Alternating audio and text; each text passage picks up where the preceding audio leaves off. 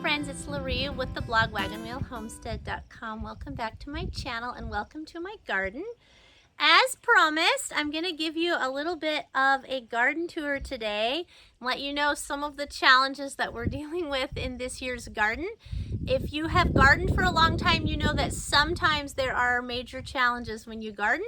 Some years are better than others, and so I'm just here to encourage you. If you're a new gardener and you feel like, man, this is so difficult, listen, even gardeners like myself that have gardened for my entire life, we still run into challenges. And so anyway, I'm just going to share with you like where we're at. It is the 23rd of July. It's a cooler day and it is overcast at the moment. I was actually going to film this first thing this morning, but it was raining and storming. So rain's always a good thing, right?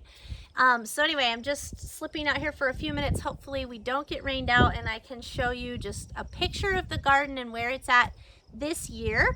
So if you're new to my channel, you might want to look back at some of the garden tours that I've done in the past, because it's always interesting to see how gardens grow from year to year and different techniques and things that are used. So we are growing on about a ½ acre here in north central Nebraska, and we use the extra produce from this garden to take to farmers market, and then all the main parts of it we use to feed our family for the year.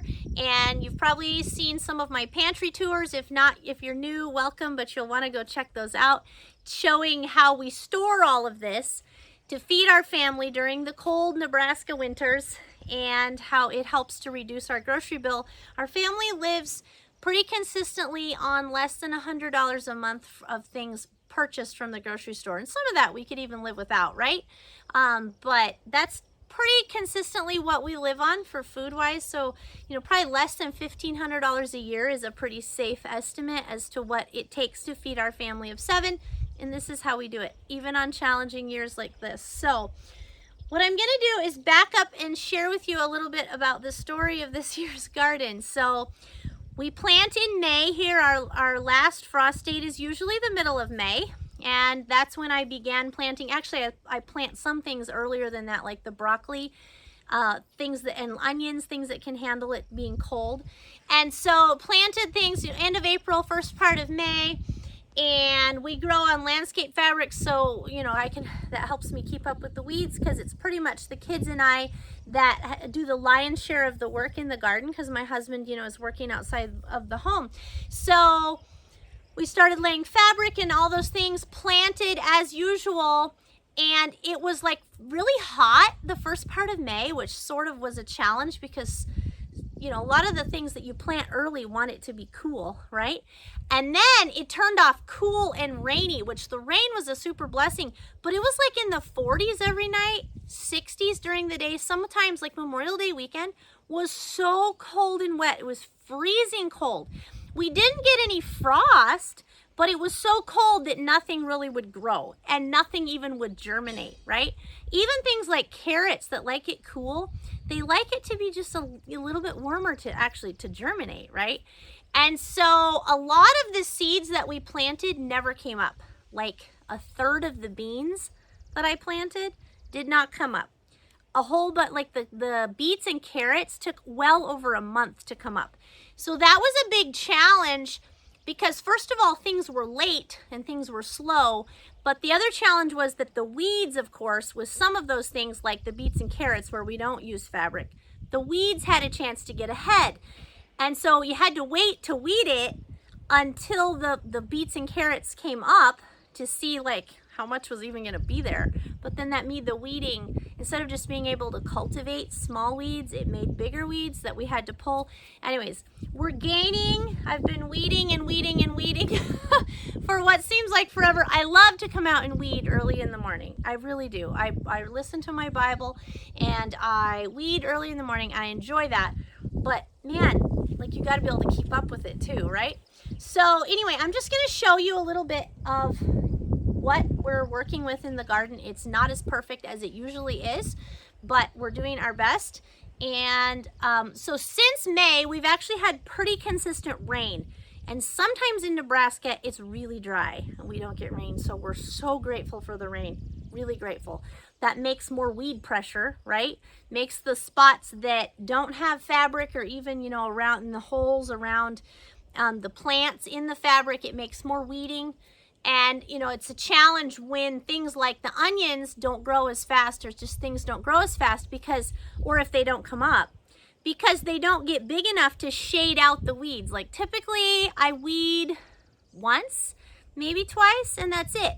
And the plants shade out any of the rest of the weeds. And that hasn't really been the case, because the other thing that happened, the other thing that I need to share with you is on the 12th of June, we got a really nasty hailstorm. So we got like 3.5 inches of rain and a whole bunch of hail and 60-mile-an-hour winds. It was small hail, but it was like, acted like a buzz saw to the garden.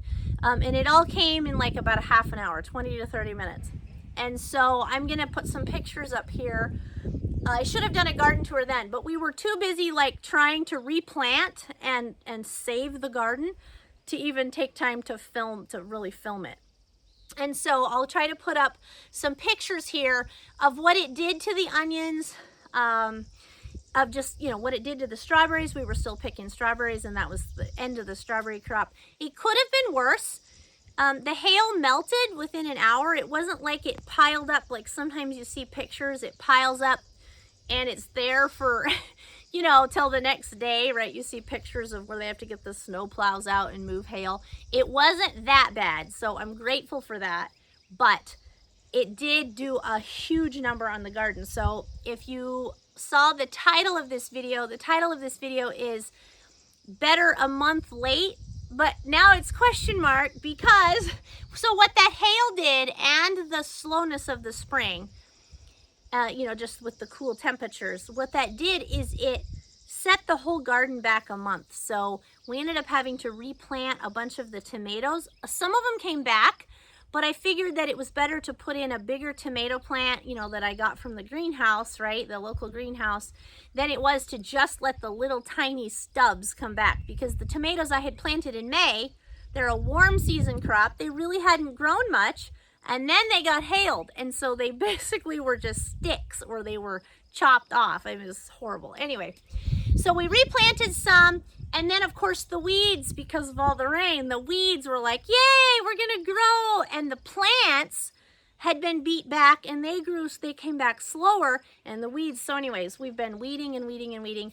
And I had planned this week, yesterday or today, to film a garden tour for you. And by the way, if you're not on my email list, you should be. So I had promised this to all those of you that are on my email list, and I will put a link for my email list in the description box below. We try to send out, you know, weekly recipes and homestead tips and just a snippet of our life. Like, how is it going? You know, we've lived this lifestyle our whole life, right? But there's still challenges.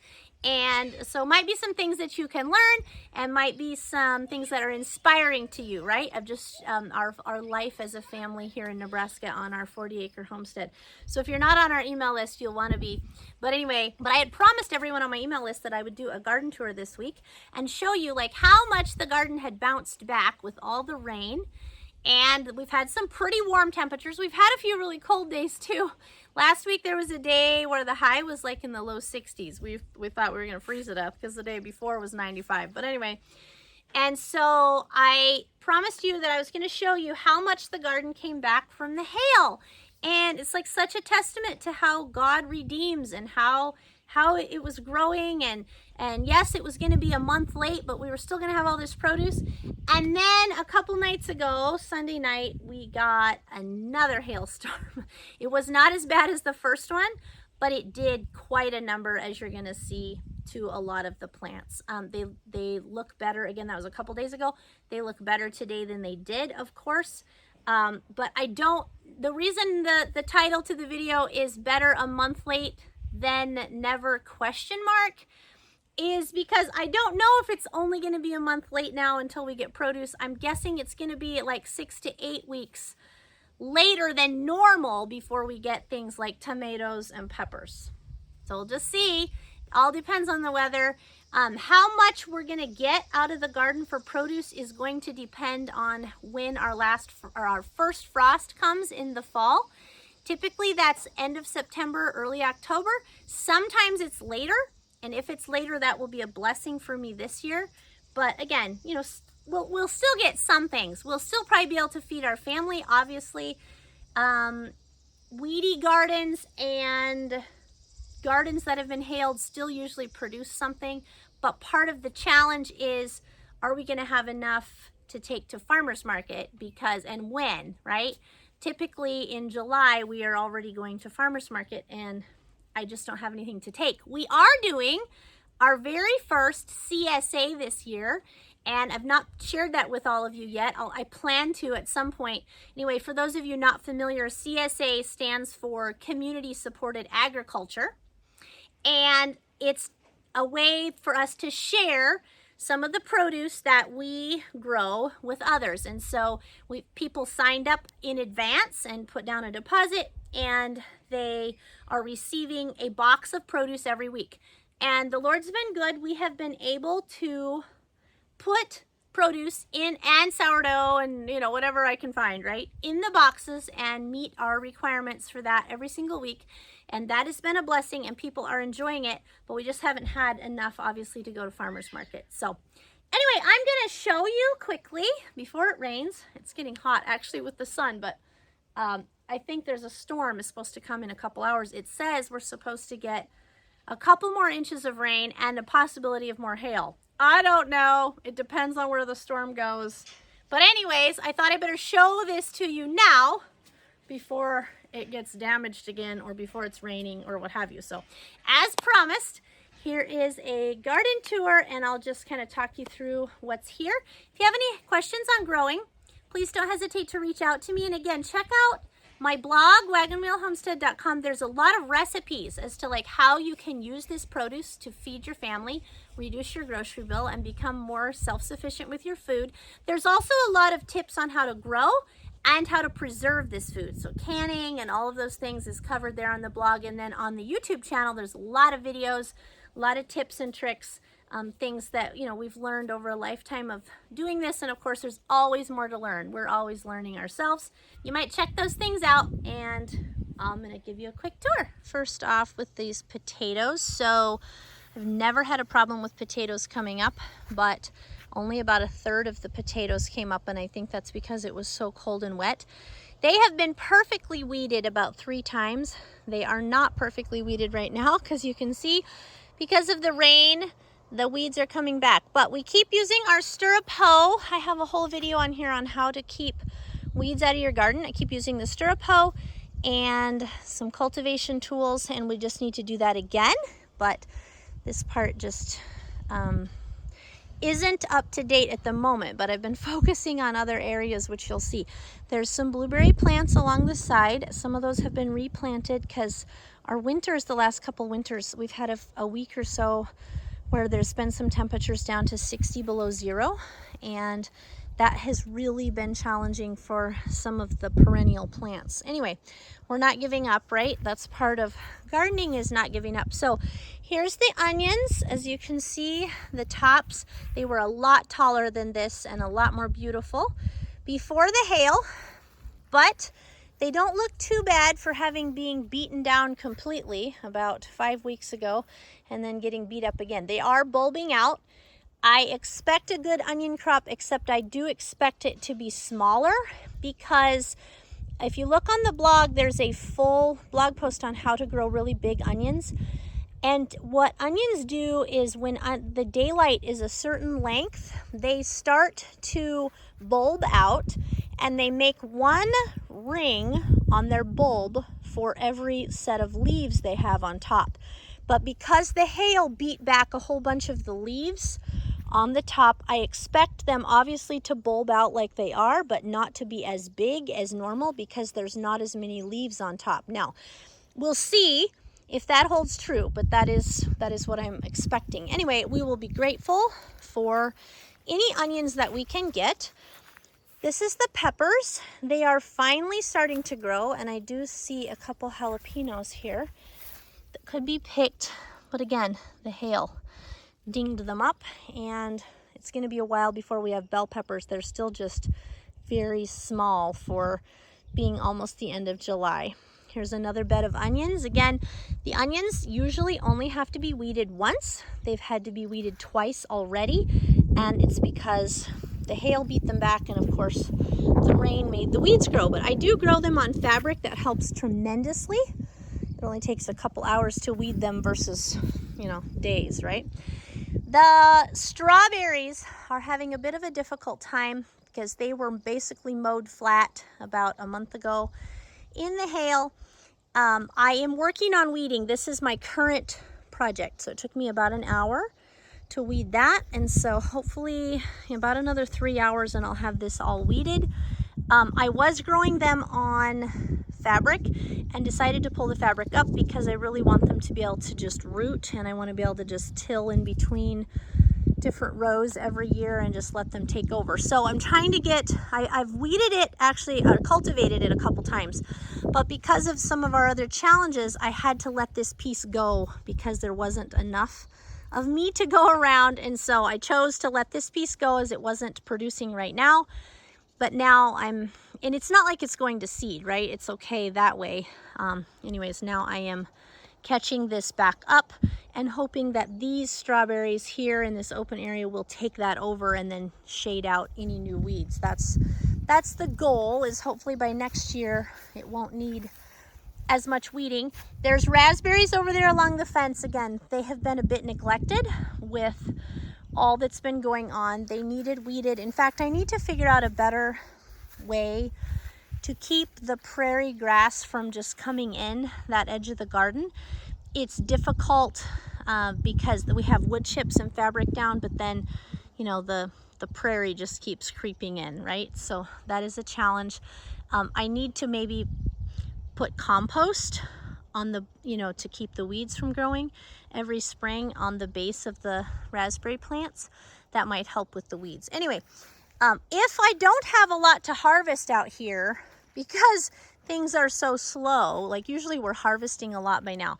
If I don't have as much to harvest, the blessing of that is I will have a lot more time to do some of the weeding of the perennials that desperately needs it, just because it's been such a rainy year. So anyway, I planted in here some dry beans. This is where our garlic was.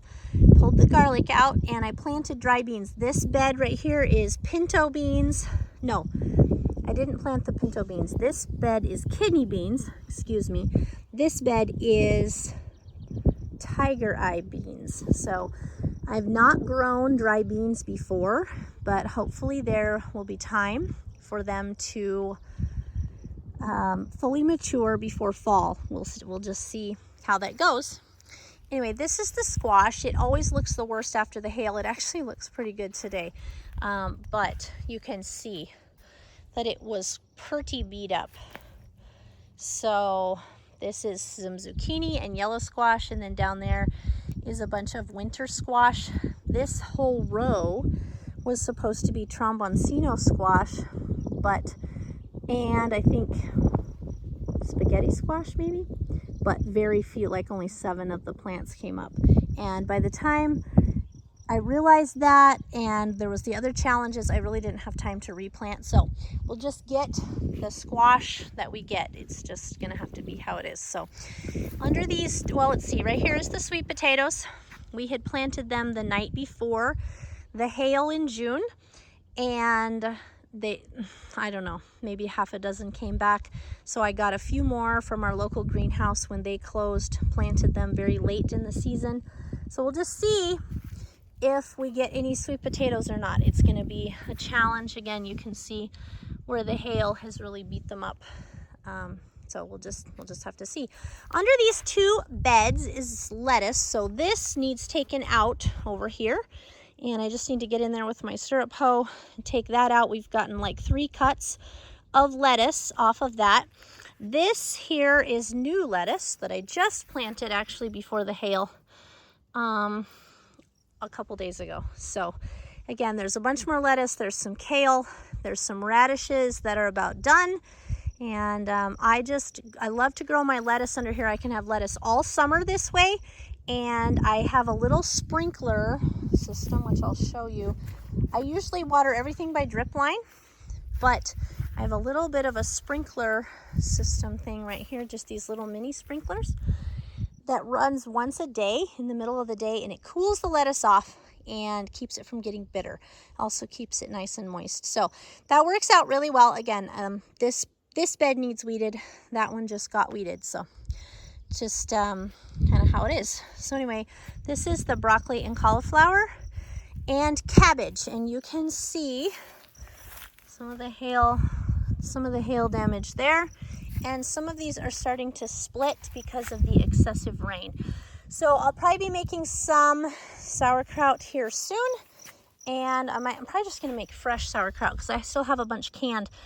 You can, if you leave your cabbage plants after you harvest the cabbage, they will make smaller cabbages, so that's good. There will be more cabbage on through the fall. We've been eating a lot of coleslaw and cabbage steaks and all of that.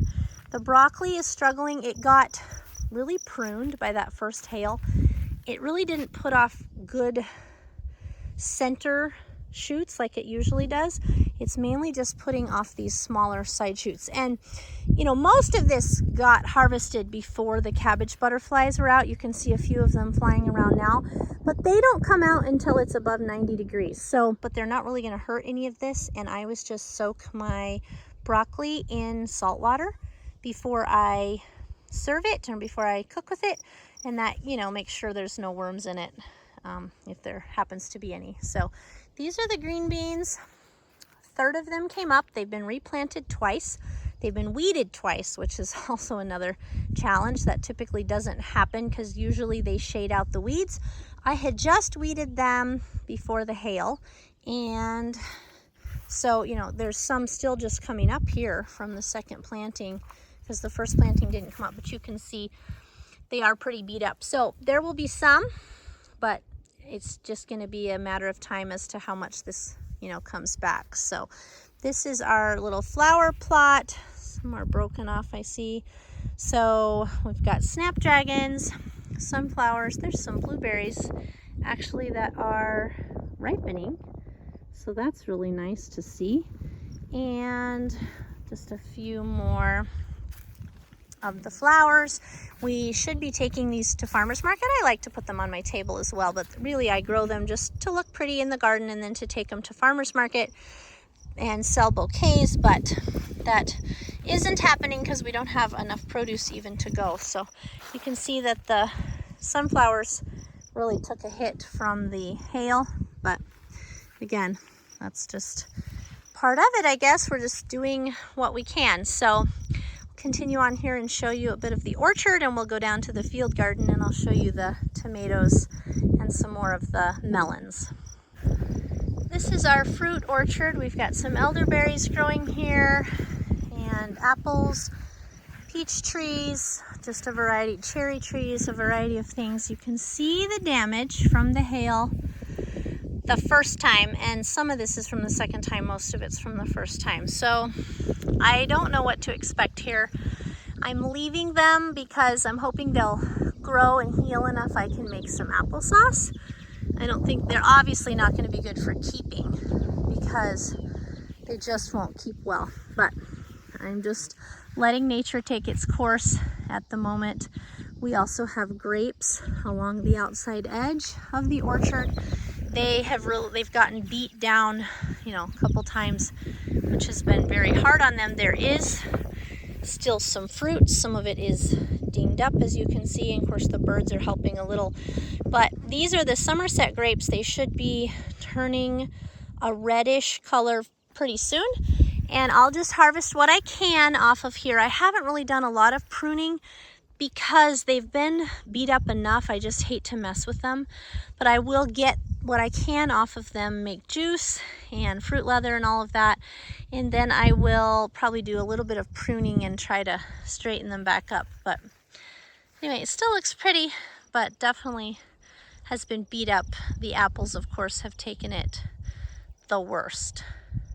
All right, down in the field garden, starting off here with the beets and carrots. So this was like 2 feet tall weeds by the time I was able to get to it because I was just ready to start weeding it, and then I had to replant from that hail. So They're actually doing fairly decent considering, but listen, it's the end of July and look at how little these carrots are and how few of them came up. So there should be lots of carrots and they just did not come up as, again, a challenge.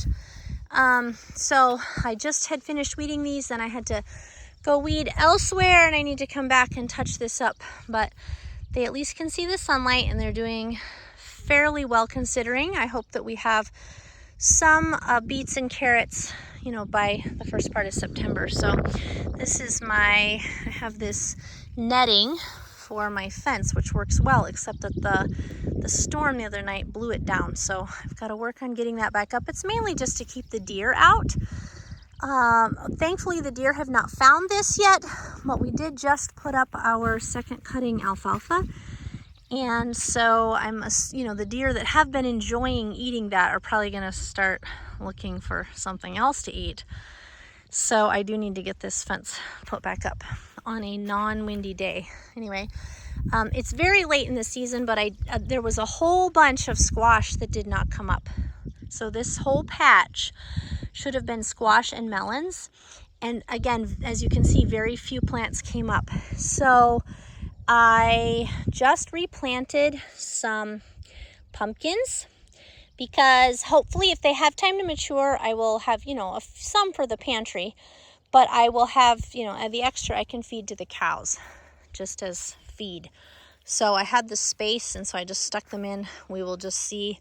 But again, a lot of these are still not coming up. So I don't know. I've gotten my seed from different places. It's not the seed. I really think it's the weather. And so anyway, but this is what the cantaloupe and watermelon and stuff look like after the hail. So as you can see, it was big and beautiful, but certainly isn't now. And of course, squash always looks the worst from hail. You know, it's still going to produce. It's just going to really set it back, especially these cantaloupe. They just do not look good at all. And they looked so pretty before.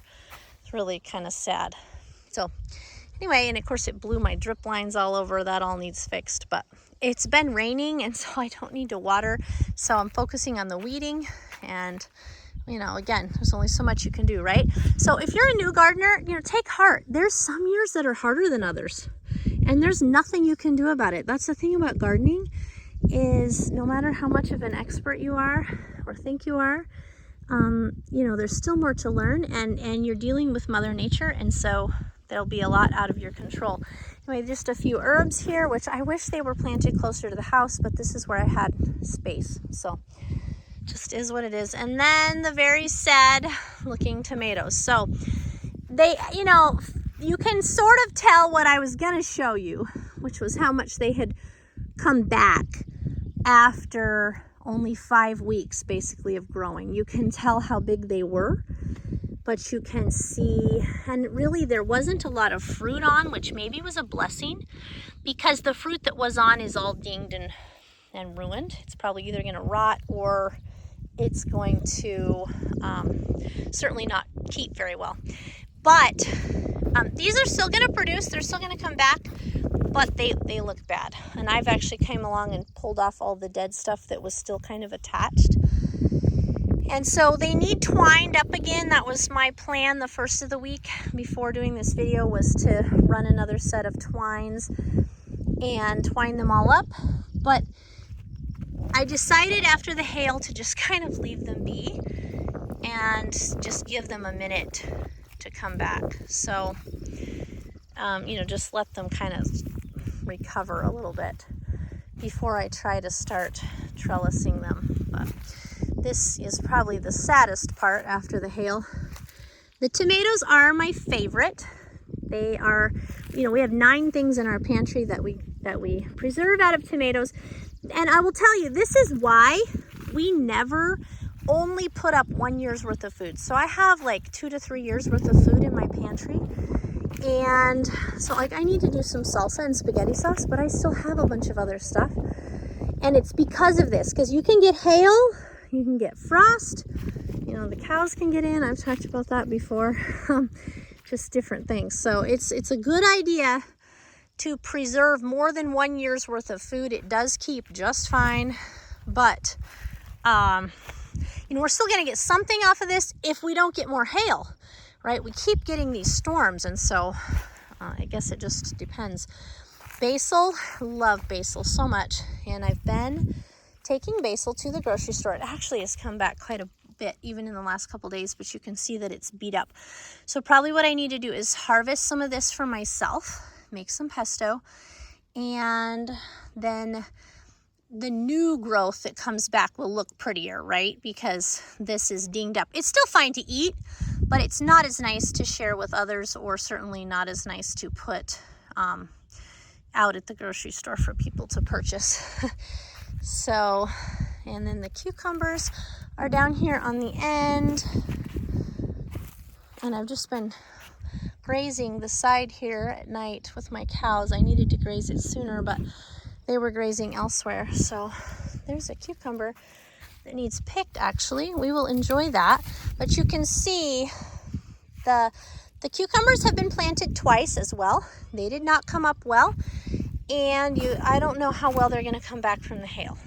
So we canned a lot of pickles last year, and I'm glad that we did, because I don't know if we'll get more than just enough to eat. Tomatoes and cucumbers are primarily what people want at farmers market, and so, man, I just don't know. But we will see. I've got some dill out there as well for making pickles if we ever get to that point. So anyway, that is the realistic view of our garden this year. So since it's too late in the year to replant, and I have more time now to film and show you what's going on, I'll try to do another garden tour in about a month and show you, you know, hopefully this has come back beautifully, right? Even though that will be a lot closer to the end of the season, I'll try to show you what it looks like. And yeah, you can see, I guess, how gardens come back from hail. Anyway, thanks for coming along for this realistic view of life right now in Nebraska. And yeah, hopefully no more hail, and hopefully soon I can give you a better report from the garden, and eventually maybe we'll be doing some canning before the end of the year. So anyway, I'll see you in the next video.